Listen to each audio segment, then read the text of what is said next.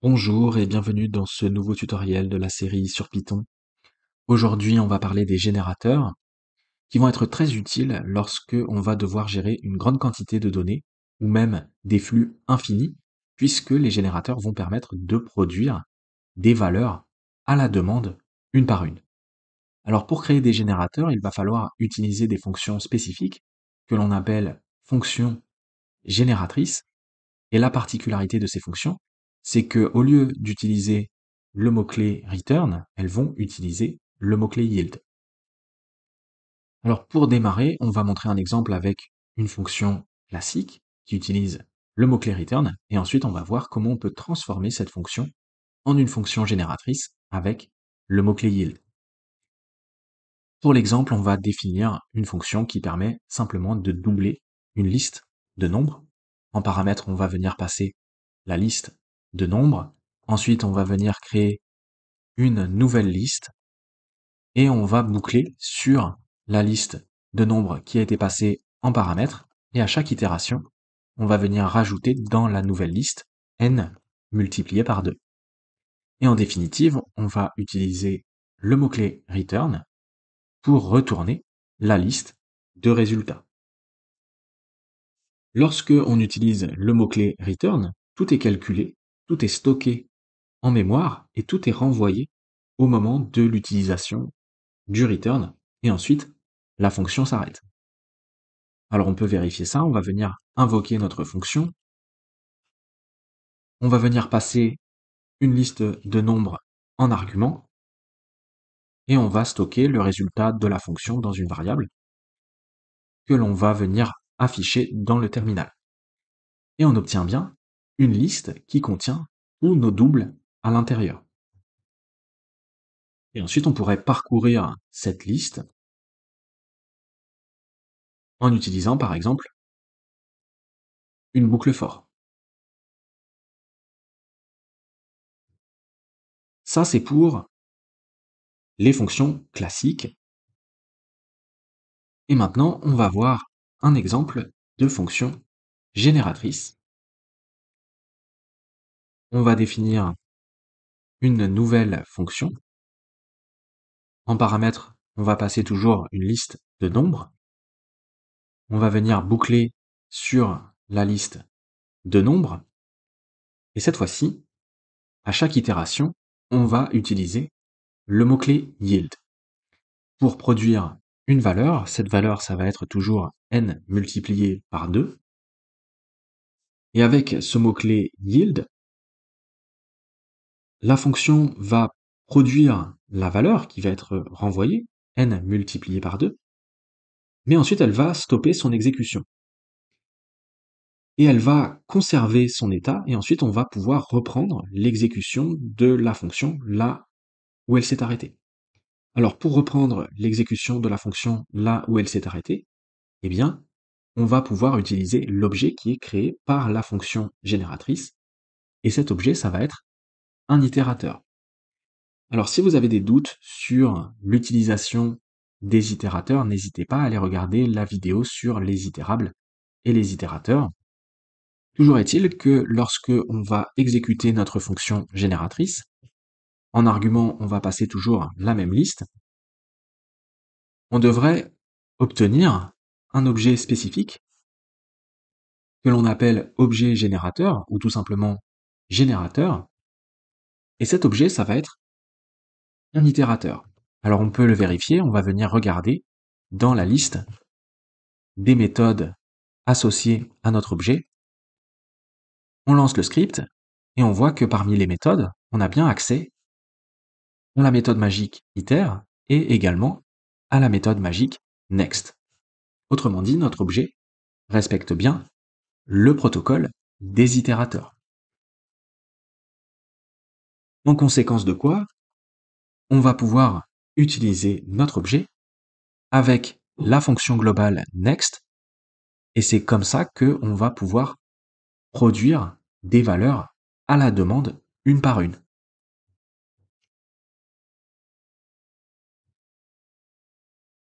On lance à nouveau le script, et on obtient bien les deux premiers résultats de notre fonction qui permet de générer des doubles.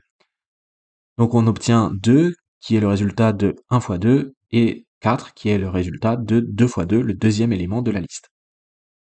Si par contre, on vient utiliser notre fonction global next 6 fois, on tombe sur une erreur, puisqu'il n'y a que 5 éléments dans notre liste de départ, et autrement dit, lorsque on vient utiliser la fonction global next pour la 5e fois, on a déjà épuisé notre itérateur.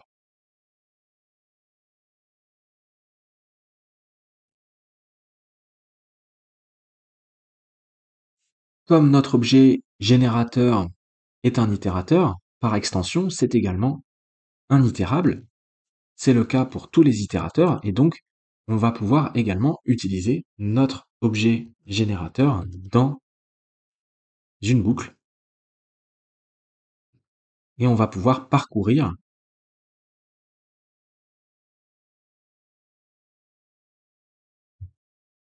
les différents éléments dans une boucle. Alors ici, on voit que les deux premières valeurs sont produites par l'utilisation de la fonction global next, et le reste des valeurs est produit par l'utilisation de la boucle. Alors notez également qu'on va pouvoir également créer des objets générateurs en utilisant une autre manière de faire. Dans la plupart des cas, on va utiliser des fonctions génératrices, comme on l'a fait ici. Mais lorsque on va avoir des cas un peu plus simples, un peu plus banals, eh bien on va pouvoir également utiliser des expressions génératrices. Au niveau de la syntaxe, ça va beaucoup ressembler à la syntaxe que l'on utilise avec les compréhensions de liste et les compréhensions de dictionnaire. Alors pour les compréhensions de liste, on utilise des crochets. Pour les compréhensions de dictionnaire, on utilise des accolades. Et pour les expressions génératrices, on va utiliser des parenthèses. On va venir mettre notre expression, n multiplié par 2, et on va faire ça pour tous les n qui se trouvent dans la liste suivante. Et au bout du compte, on devrait obtenir un objet générateur qui va être identique aux objets générateurs que l'on a créés précédemment. Alors on pourrait le vérifier. On va venir afficher cet objet dans le terminal et on voit qu'on a bien affaire à un objet générateur. Alors on pourrait le parcourir en utilisant la fonction globale next ou bien en utilisant une boucle for comme on le faisait précédemment. Alors comme on l'a dit tout à l'heure, les générateurs sont également par extension des itérateurs. Et dans la vidéo sur les itérateurs, on avait vu que on pouvait créer des itérateurs infinis. Et donc, a fortiori, on va pouvoir également créer des générateurs infinis. Alors, pour l'exemple, je vais venir coller une fonction que l'on avait déjà utilisée dans la vidéo sur la programmation asynchrone. Alors, si c'est un sujet qui vous intéresse, je vous mettrai également le lien vers cette vidéo. Toujours est-il qu'on a affaire à une fonction qui permet de déterminer si on a affaire à un nombre premier. En paramètre, on passe un nombre n, et la fonction vient retourner true si ce nombre est un nombre premier. Et grâce à cette fonction, on va pouvoir créer une fonction génératrice qui va nous permettre de générer à l'infini des nombres premiers. On va commencer par définir une variable que l'on va fixer au départ à 2. Ensuite, on va créer une boucle infinie avec une condition qui sera toujours vérifiée. À l'intérieur de la boucle, on va aller regarder si notre variable num est un nombre premier. Si c'est le cas, on va venir produire cette valeur en utilisant le mot-clé yield, et toujours à l'intérieur de la boucle, on va venir incrémenter la valeur de la variable. Et maintenant, on va pouvoir utiliser notre fonction génératrice pour récupérer mon objet générateur. Et à partir de cet objet générateur, on va pouvoir produire à l'infini des nombres premiers. On lance le script et on récupère bien les nombres premiers. Alors notez au passage que on peut stopper un générateur en utilisant la méthode close. Alors on va vérifier que ça fonctionne correctement. On va utiliser un bloc try except. On va venir capturer une exception stop iteration, qui est l'exception déclenchée lorsque on a épuisé un itérateur. On va mettre un message. Et au niveau du bloc try, on va essayer à nouveau de produire une nouvelle valeur avec la fonction globale next dans laquelle on passe notre objet générateur. On lance à nouveau le script et on tombe bien sur notre exception. Au-delà du nombre 17, on ne peut pas produire d'autres nombres premiers puisque on a fermé le générateur avec la méthode close. Il y a ensuite un autre sujet dont on avait déjà parlé dans la vidéo sur les itérateurs, c'est la question de la performance. Évidemment, les générateurs, au même titre que les itérateurs, vont bien souvent être plus performants dans la mesure où ils vont permettre de générer une valeur à la fois, et donc, en définitive, on va stocker beaucoup moins de choses dans la mémoire. Alors on pourrait démontrer ça avec un exemple. On va venir comparer une compréhension de liste avec une expression génératrice. On va venir d'abord créer une compréhension de liste.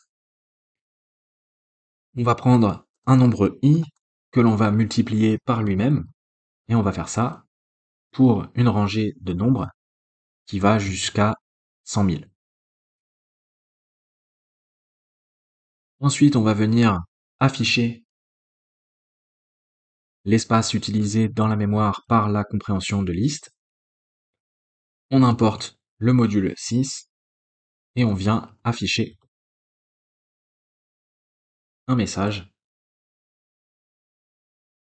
Et on va utiliser la méthode getSizeOf du module 6. On passe notre compréhension de liste. Et ensuite, on va venir faire la même chose avec cette fois-ci une expression génératrice. On va garder exactement la même expression, sauf que au lieu d'utiliser des crochets, on va utiliser des parenthèses.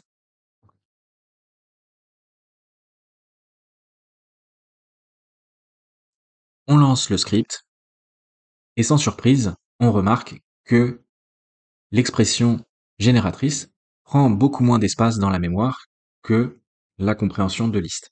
Et donc on va pouvoir également utiliser les générateurs pour optimiser nos scripts, notamment lorsque on va travailler avec une quantité importante de données. Autre chose que l'on va pouvoir faire facilement avec les expressions génératrices, c'est enchaîner les générateurs. Par exemple, on pourrait créer une première expression génératrice. On devrait récupérer un objet générateur que l'on va stocker dans une variable. Et ensuite, on va créer une deuxième expression génératrice. Et dans cette expression, on va utiliser notre premier objet générateur. Et comme ça, on va obtenir un nouvel objet générateur. Et ensuite, on pourrait continuer l'enchaînement en créant une nouvelle expression génératrice. Et cette fois-ci, on va utiliser l'objet générateur précédent pour créer un nouvel objet générateur. Et bien entendu, on va pouvoir parcourir ce dernier objet générateur en utilisant par exemple une boucle for ou bien en utilisant la fonction globale next. On lance le script et tout fonctionne. Alors maintenant qu'on a vu le fonctionnement des générateurs, on va pouvoir passer à des cas d'utilisation un peu plus concrets et on va montrer un premier exemple de pagination en utilisant un générateur. Alors je vais venir coller dans le répertoire un fichier au format CSV qui contient une grande quantité de données. Il s'agit de données sur des films, et comme on a affaire à une grande quantité de données, eh bien ça va être un bon exemple pour l'utilisation d'un générateur. Alors c'est parti, on va définir une fonction qui va nous permettre de paginer notre CSV. En premier paramètre, on va passer le chemin du fichier, et en deuxième paramètre, on va passer le nombre de lignes qu'il faut pour constituer une page. Et on va mettre une valeur par défaut, on va la fixer à 5, donc 5 lignes par page. Ensuite, on va venir ouvrir notre fichier en mode lecture. On va faire en sorte d'éviter les lignes blanches superflues. Au niveau de l'encodage, on va mettre UTF-8 et on va donner un alias pour pouvoir utiliser notre fichier à l'intérieur du contexte manager. Ensuite, pour manipuler plus facilement le CSV, on va venir importer le module CSV dont on reparlera peut-être dans une vidéo ultérieure. Sur ce module, on a accès à un constructeur qui va nous permettre d'interpréter les différentes lignes du CSV en tant que dictionnaire. Alors on va stocker le lecteur dans une variable et ensuite on va pouvoir boucler sur les différentes lignes du CSV et chaque ligne va être un dictionnaire. Ensuite on va pouvoir créer une variable qui va être une liste vide et qui va représenter les données pour une page. À chaque itération, on va venir rajouter une ligne dans les données de la page, et toujours dans la boucle, on va venir vérifier si on a atteint le nombre de lignes qu'il faut pour constituer une page. Autrement dit, on va aller regarder la longueur de la liste de données pour une page, et on va aller regarder si ça correspond avec la limite que l'on a fixée en paramètres. Si c'est le cas, ça veut dire qu'on a le bon nombre de lignes pour former une page, et donc on va pouvoir produire une valeur. En utilisant le mot-clé yield, on va produire une page. Et ensuite, on va venir réinitialiser la liste de données pour une page afin de produire la page suivante. Ensuite, il ne faut pas oublier le cas où on arrive à la dernière page de notre fichier CSV, et dans ce cas, on n'aura pas forcément atteint la limite de lignes qu'il faut pour constituer une page. Donc, en dehors de la boucle, s'il reste des données, autrement dit, s'il reste quelques lignes dans la dernière page, eh bien, on va produire la dernière page, même s'il y a moins de 5 lignes. Et maintenant, on va pouvoir tester notre fonction On va d'abord récupérer le chemin du fichier. On va venir utiliser notre fonction génératrice. On passe le chemin. On va laisser la valeur par défaut pour le nombre de lignes par page. Et on va obtenir un objet générateur. Alors on pourrait récupérer la première page en utilisant la fonction globale next et en passant notre objet générateur. On va stocker la première page dans une variable et ensuite on va venir boucler sur les lignes de la première page. Et on va venir afficher le titre.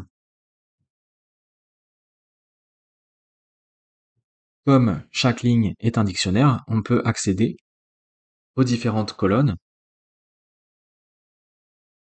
en utilisant les clés.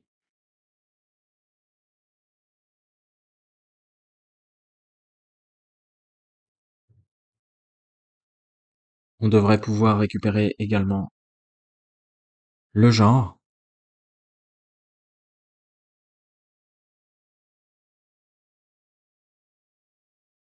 Et on va pouvoir lancer notre script. Et on voit qu'on récupère bien la première page avec les 5 premières lignes du fichier CSV. Si on veut récupérer la deuxième page, eh bien à nouveau, on va utiliser la fonction globale next. On passe notre objet générateur et on devrait récupérer la deuxième page. On va venir rajouter une ligne de séparation et on va boucler sur la deuxième page. On lance le script et on obtient bien la deuxième page. Donc voilà comment on peut utiliser les générateurs pour créer un système de pagination. Enfin, pour terminer cette vidéo, on va montrer qu'on peut également créer des générateurs asynchrones. Alors si vous avez des doutes sur la programmation asynchrone, n'hésitez pas à aller regarder d'abord la vidéo sur ce paradigme. Ici, on ne va pas forcément revenir en détail sur la programmation asynchrone, mais on va simplement créer un générateur asynchrone. Alors on va définir une fonction génératrice qui va être labellisée asynchrone. Et cette fonction, elle va permettre de récupérer des utilisateurs et des posts associés à ces utilisateurs. Et en paramètre, on va passer un identifiant de départ et un identifiant d'arrivée. Comme ça, on va pouvoir récupérer une rangée d'utilisateurs par leurs identifiants. On va venir utiliser le module IO HTTP. C'est un module dont on avait déjà parlé justement dans la vidéo sur la programmation asynchrone. Alors il s'agit d'un module externe, donc il faut installer ce module en utilisant la commande pip install IO HTTP. Une fois que le module est installé, on va pouvoir utiliser le contexte manager de manière asynchrone. On prend notre module et on a accès à un constructeur qui va nous permettre de créer une session. On lui donne un alias pour pouvoir l'utiliser à l'intérieur du contexte manager. Et ensuite, on va venir boucler sur les identifiants de notre rangée. Et pour chaque identifiant, on va d'abord récupérer à chaque fois un utilisateur. On va créer une fonction pour récupérer un utilisateur. On passe la session et on passe également l'identifiant de l'utilisateur. Alors on va venir créer la fonction juste au-dessus. Il va s'agir d'une coroutine. En paramètre, on passe bien la session et l'identifiant.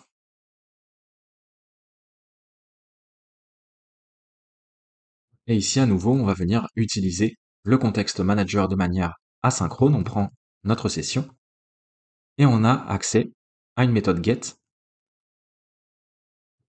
et on va pouvoir passer ici une URL pour récupérer des données. Alors je vais venir coller l'URL en question. Il s'agit d'une API que l'on a déjà utilisée à plusieurs reprises dans cette série, dummy.json, et ici on vient récupérer des utilisateurs. On récupère l'utilisateur par l'identifiant et on vient rajouter un paramètre dans l'URL pour le délai qui va nous permettre de simuler une requête particulièrement lente. Ensuite, on devrait récupérer une réponse avec notre méthode get. On va attendre la réponse et on va retourner les données que l'on va récupérer au format JSON. Ensuite, on va pouvoir faire la même chose pour les posts. À nouveau, on passe la session et l'identifiant de l'utilisateur.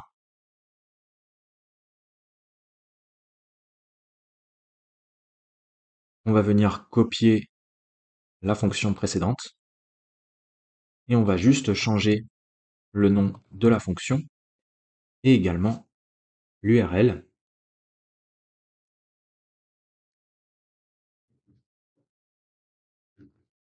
Cette fois-ci, on vient cibler les posts et on récupère les posts par l'identifiant de l'utilisateur. Ensuite, une fois qu'on a créé nos deux tâches, eh bien, on va pouvoir rassembler les tâches en utilisant le module async.io.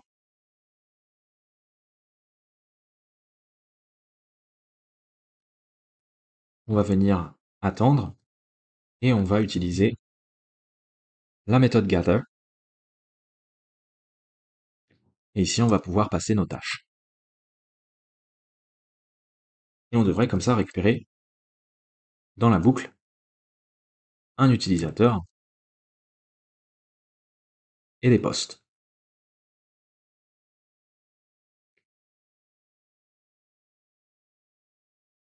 Et ici, comme on a affaire à une fonction génératrice, on va utiliser le mot-clé yield pour produire à chaque fois une valeur.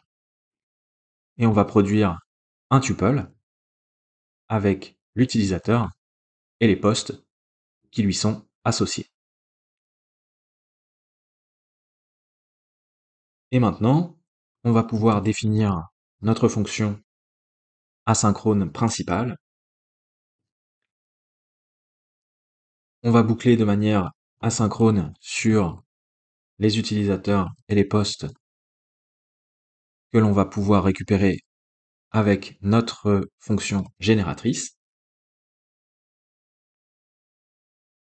Au niveau des identifiants, on va mettre 1 pour l'identifiant de départ et on va mettre 11 pour l'identifiant d'arrivée. Comme ça, on va pouvoir récupérer les 10 premiers utilisateurs et leurs posts. Et à l'intérieur de la boucle, simplement, on va afficher l'identifiant. Normalement, au niveau de la réponse, on devrait avoir une clé ID sur les dictionnaires user. Et on va pouvoir également récupérer le nom en utilisant la clé first name. Et ensuite, à l'intérieur de cette boucle, on va pouvoir créer une deuxième boucle pour les posts. Alors, pour récupérer les posts, il va falloir aller les chercher avec une clé posts. Et à nouveau, on va mettre un message. Et on va reprendre simplement le titre du post. On peut y accéder avec une clé title. Et on va à nouveau afficher l'identifiant de l'utilisateur pour s'assurer qu'on récupère bien les posts du bon utilisateur. Et cette fois-ci, on va aller chercher l'identifiant avec une clé user ID sur le dictionnaire post. Et maintenant, il ne reste plus qu'à lancer la boucle d'événements avec la méthode run et on vient déclencher notre fonction asynchrone main. On lance le script et on voit qu'on récupère bien au fur et à mesure nos utilisateurs avec les posts associés. Et tout cela se fait de manière plutôt rapide puisque on utilise ici la programmation asynchrone. Voilà, tout ça pour dire qu'on peut tout à fait créer des générateurs asynchrones. Et c'est ainsi que s'achève cette vidéo sur les générateurs. Alors j'espère que ça vous aura plu et je vous dis à très bientôt pour la suite de la série sur Python.